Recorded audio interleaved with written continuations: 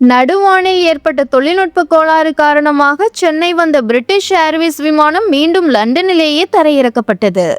லண்டனில் இருந்து 360 பயணிகளுடன் British Airways நிறுவனத்திற்கு சொந்தமான விமானம் சென்னை வந்து கொண்டிருந்தது.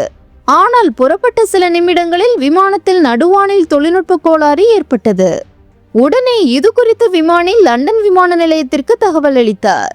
பின்னர் அந்த விமானம் மீண்டும் லண்டனிலேயே அவசரமாக தரையிறக்கப்பட்டது. விமானம் பாதுகாப்பாக தரையிறங்கியதும் பயணிகள் அனைவரும் பத்திரமாக தரையிறங்கினர் என்று பிரிட்டிஷ் ஏர்வேஸ் ஒரு அறிக்கையில் தெரிவித்துள்ளது. இருப்பினும் விமானம் புறப்படும் நேரம், லண்டனுக்கு திரும்புவதற்கு முன்பு விமானம் எவ்வளவு நேரம் வானில் இருந்தது போன்ற பிற விவரங்களை விமான நிறுவனம் பகிர்ந்து கொள்ளவில்லை. இதன் காரணமாக London to Chennai, Chennai to London செல்லவிருந்த 2 பிரிட்டிஷ் ஏர்வேஸ் விமானங்கள் ரத்து செய்யப்பட்டதாக தகவல் தெரிய வந்துள்ளது. இதனால் பயணிகள் மிகுந்த சிரமத்திற்கு ஆளாகியுள்ளனர்.